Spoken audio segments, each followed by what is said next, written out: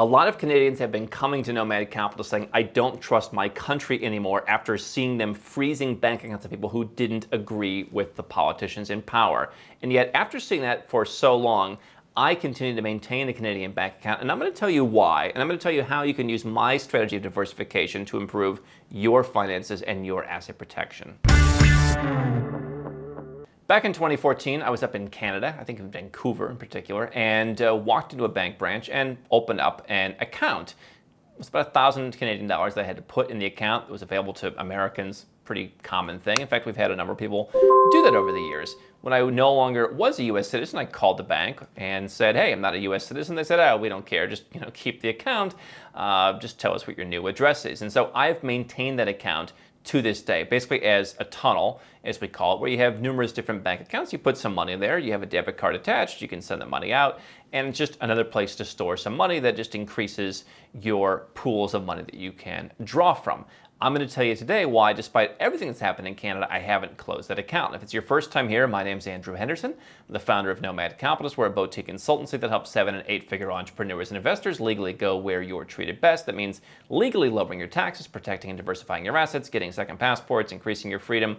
All the stuff you can learn about at nomadcapitalist.com. And I also host the biggest and best offshore conference called Nomad Capitalist Live, which is open to absolutely everybody, including if you're a Canadian who's not a 7- or 8-figure entrepreneur or investor and you want to learn a lot of our strategies. You can do that. So a lot of Canadians concerned right now, totally see where they're coming from. It has been a couple crazy years of having their freedoms restricted and now their finances restricted. And so I have this account. I don't generally mention bank names.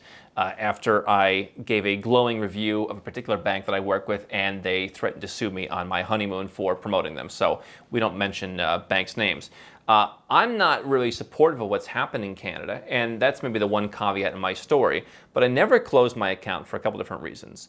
Number one, in my strategy of having tunnels, it's a different strategy than someone who's living in Canada and they've kept all their money there. I've always said, your country's not the best probably in anything, let alone in everything. Canadian banks actually have scored in terms of like financial soundness relatively high. You'll see, I think all the big 4 banks have been in the top 50 over the last decade. And so compared to where I'm from in the US, that is much better. You actually see Canadian and Australian banks score much better in terms of their financial metrics, even though you see things like bail-in laws in Australia, and now you see what's happening in Canada. But when you simply have all your money in your home country, that's different than saying, I'm not from your country, I don't have the tax liabilities of your country, theoretically I don't have the kind of same exposure to your country that you do. Now, perhaps I'm the exception because I'm here making a new episode every day, and I've talked about what's happening in Canada. Listen, it's not my business. I'm not a Canadian. I'm merely here to tell people what I think they should do about their situation. So maybe I'm someone where they're like, we don't like this guy, we're coming after him also. So maybe I shouldn't give them any ideas. But I have lots of accounts around the world, and so that means that there's a lot more diversification. The second reason is, because I don't live there, I'm not in politics. I don't really have, again, the exposure where it's not like, oh, why didn't you file your tax return?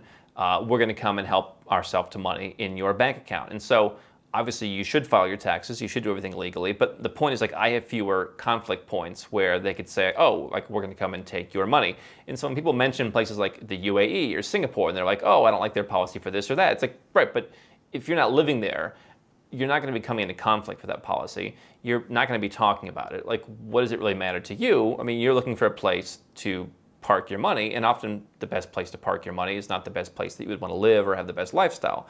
And so I don't have the tax obligations. That's number 3. I don't live there. I don't get too involved other than I've made a few videos. And quite simply, the amount of money that's in there isn't really that substantial. And so the idea behind what we've talked about for years is have multiple places where you park money. One of the things that people have been kind of poked fun at me the most for over the years is I have maintained investments in Cambodia, largely through our friends at InvestAsian, but I've done other stuff in Cambodia over the years, and people are like, oh, Cambodia.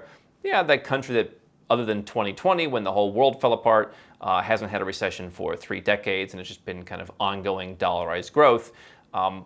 My net worth that's in Cambodia is an extremely small percentage of my net worth, but it's actually been a very outsized performer in my portfolio. And so even if after getting a bunch of my money back, everything else fell apart, it really wouldn't be a huge loss. And so when I look at my bank account in Canada, for example, it's basis points of my overall net worth versus if you're Canadian, it's probably 100% of your liquid net worth. And so you have bank accounts, you have brokerage accounts, you have the home you live in, you may have other rental properties. Chances are, if you're Canadian and you've lived there your entire life, that's everything you have is in Canada.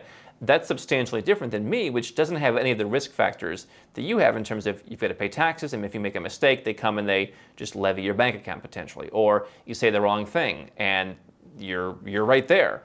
And so they can come and just take your stuff. And this is not just about Canada, by the way. This is not, again, this is true about anything, right? If you happen to bank in Singapore and you don't agree with every policy of Singapore, you're mentioning that at a cocktail party in Montreal is not going to have the same impact than if you were going around and saying something in Singapore. Not to say that you can't, say certain things in Singapore, but the point is, for me, I didn't bother to close the account because I don't think it would be a huge hassle, quite frankly. I just thought, basically, my risk factor was lower. And you know what? If something just totally fell apart, number one, it'd be an interesting case study. I always look at, okay, even though my risk factor is higher because I talk about this stuff with you, I figured, you know what? If they want to take a few basis points of my net worth, it may not play well with other bankers, but it's like, I know I've done nothing wrong, and I know I'd figure it out. And it's a lot easier to say that when it's basis points rather than like everything you have.